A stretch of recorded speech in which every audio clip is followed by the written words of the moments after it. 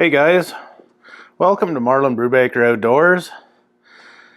Today's video, we've got this guy finally showed up. It's a Lucky Duck Revolt e-collar, and I'll be right honest with you, I haven't even opened this yet. Showed up yesterday. I had a real estate shoot, a bunch of stuff to do. I haven't even opened this yet, so let's get this thing out of the box and have a look at it, see if we can figure out how to use it.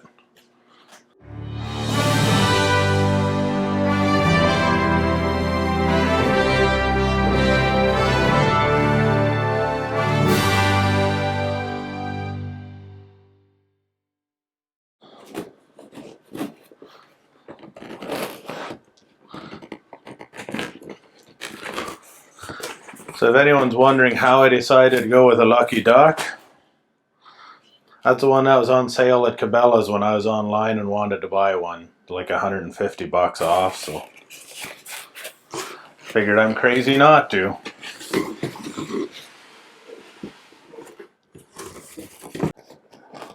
We had a bunch of tech tips. Cool. Those could come in handy. How many tech tips do we have? 3 identical sheets. Apparently they just got tossed in the bottom. Haphazardly, because they all say the same thing. AA batteries may vary in size. Right on.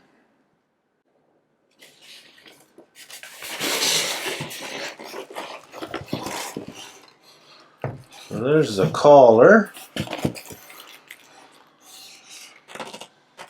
Pretty heavy little tripod.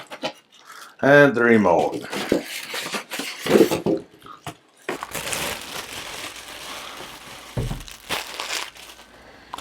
Isn't that cool? It's a magnetic mount that allows the collar to rotate.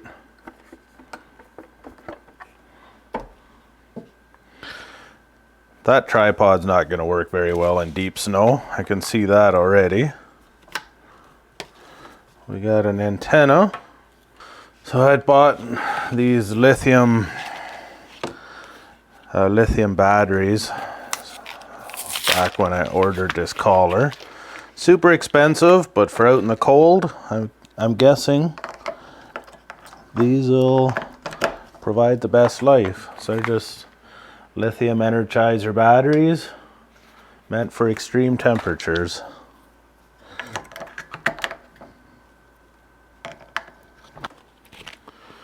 Red light's lit up. So here's the switch, here's the red light, that's lit up, means we got a good connection. So let's put batteries in this remote as well. Okay, let's turn this on. Let's turn this on. And we'll see what it does.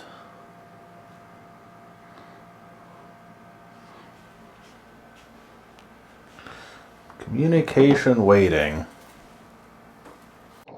Let's turn the volume down a bit.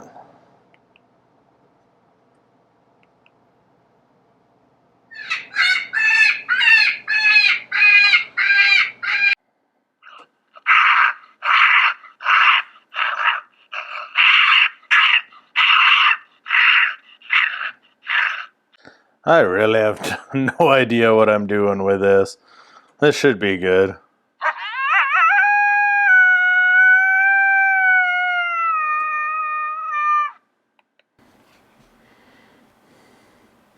What have I gotten into? Well, folks, there it is. There's my Lucky Duck Revolt.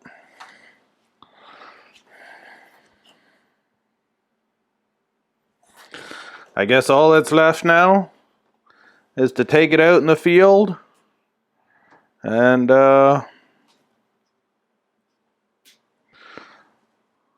hunt some coyotes with this. We'll see if we can find any. Unbelievable. I have no idea what I'm getting into. And yeah, so it's got this little decoy to confuse coyotes. Got all the sounds.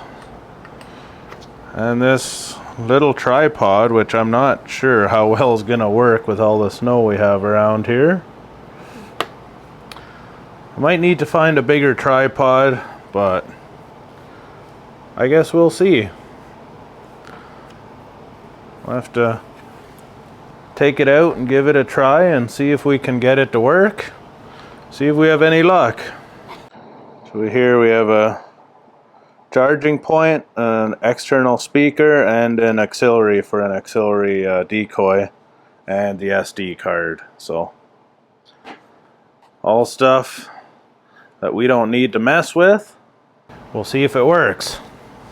I think my wife just came home. So let's try this out.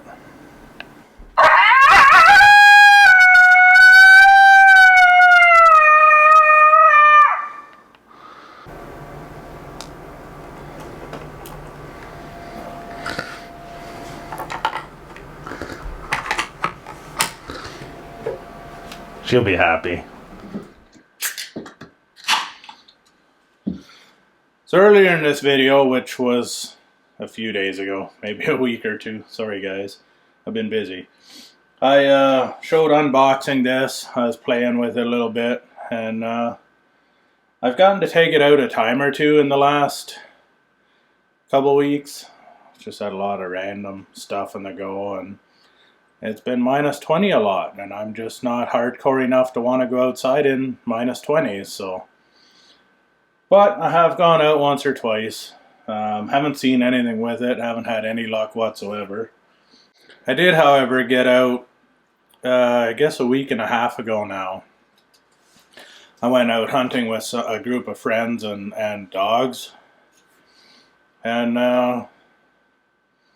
yeah, I got fortunate enough to get my first coyote. I was standing on an old rail bed, and they went in cold in a little piece of bush just south of me. They flushed one out. A few guys missed him, and they brought him back around. He popped out on this rail bed about 30 yards from where I was, and that was the end of that.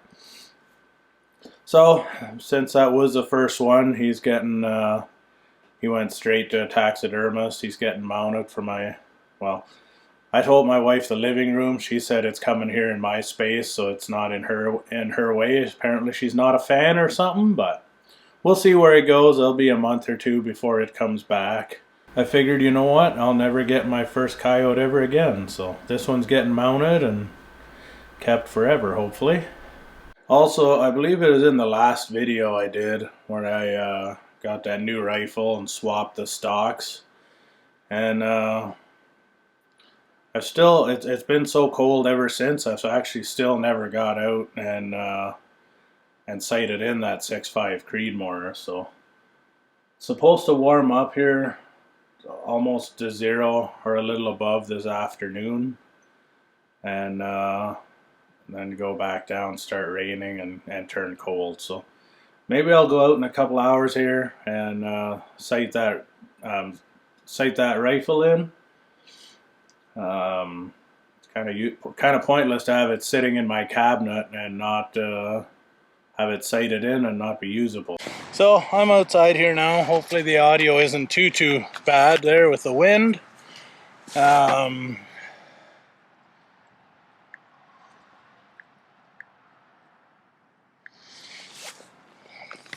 We're at 73 yards here to my target, which isn't near as far as I'd like to be, but it is what it is. I need to sight the scope and see if we can get it pretty close anyway. I just mounted this and it's been cold ever since, so I actually haven't got out here yet. This is a 6.5 Creedmoor I bought for, well, I bought it for the wooden stock for my 308. You saw that in the last video. Swapped stocks, and here we are. This is now in this composite stock, and we're gonna get this bore sighted and put a few rounds down there. See if we're close. So often bore sighting, you want to, for some reason when you're bore sighting, you want to aim low. Because then it seems to shoot about 6 inches higher than what the bore sight looks like it should.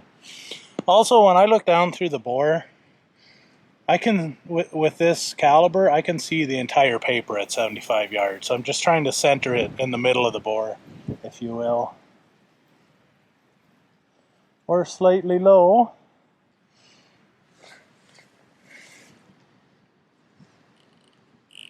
And then dial the turret to something that looks like it could be close. I guess we'll put one down there and we'll see what happens.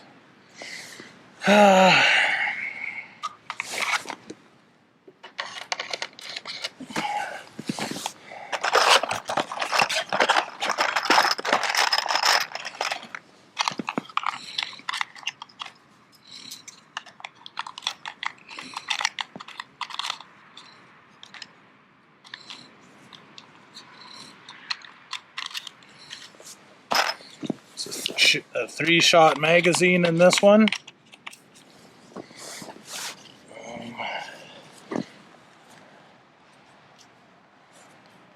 Eyes and ears, and we're going hot.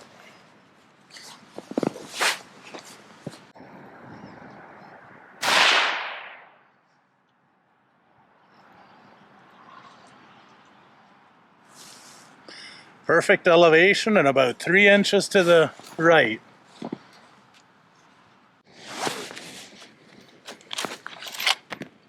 Let's try one more.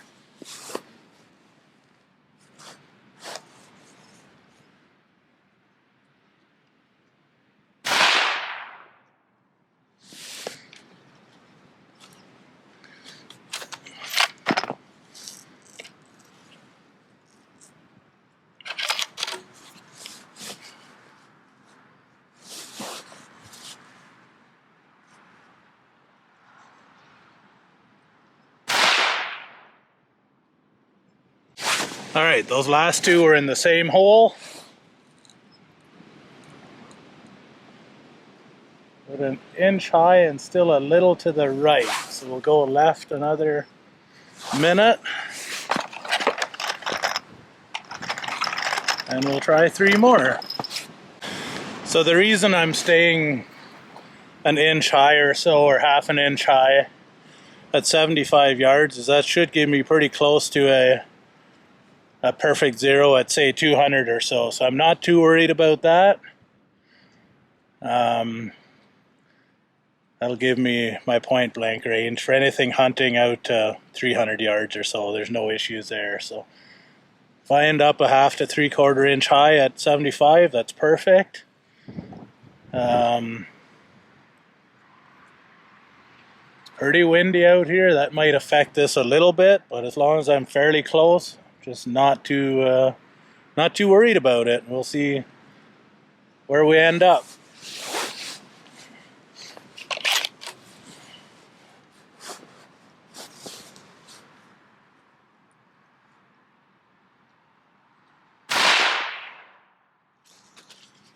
I'd say up and down is pretty close. We'll bring it back to the right a little bit and shoot another group. See where we end up.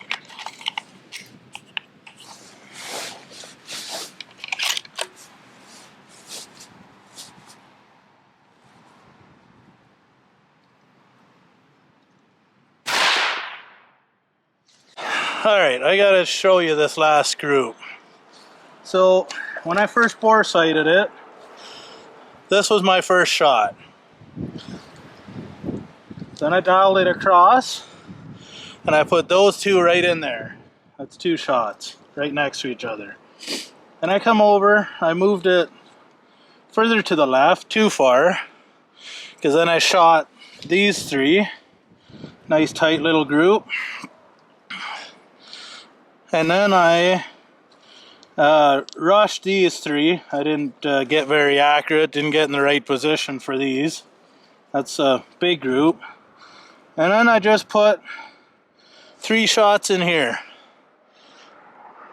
So, I don't know about you, but that's 3 bullet holes at 73 yards.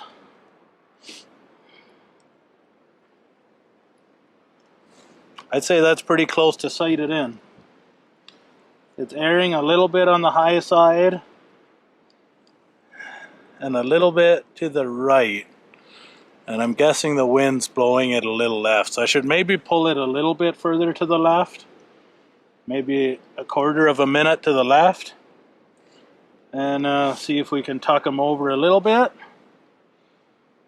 We're going to go do that, shoot a few more just for good measure. But honestly, if I was just going hunting, I'd have pretty much had it sighted in and close enough in 3 shots, I would say.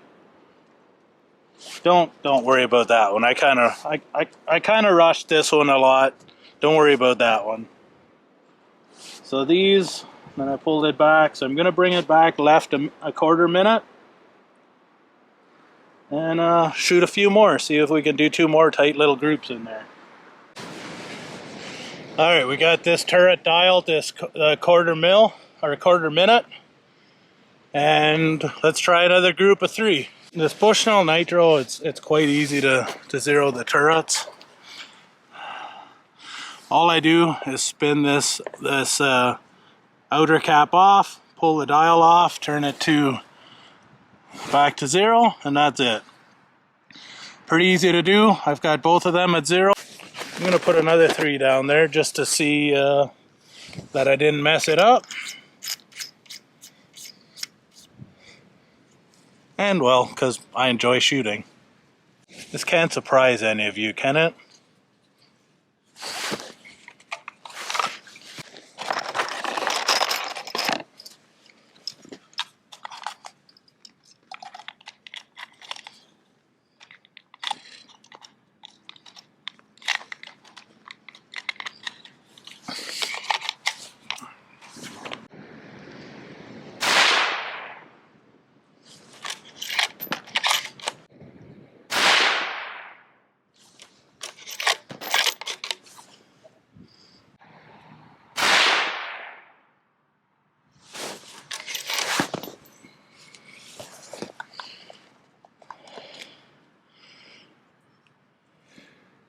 Pretty sure that's close enough.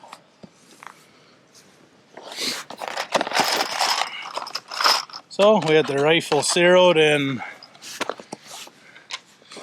literally zeroed in 3, pretty close, and then I put a few more through. 24 rounds that I put through just for, zero it and put some time behind the gun. Should probably go clean it. And I can't say I have an unfired 6.5 Creedmoor anymore. I'm going to clean some of this stuff up, take it inside, and then we'll look at what I did and look at the targets where it's warmer. So yeah, that's good enough for now. That's 24 rounds through the brand new rifle. Some people believe in breaking them in, cleaning the copper out after every time. Honestly, I don't know if it really matters. I just shoot it and I'll clean out the gunpowder, clean it, oil it, and put it back away, and it'll be fine. So far so good. Had a great time shooting it today and getting it sighted in. So anyhow, that's it for this one, and I'll catch you guys on the next one. See ya!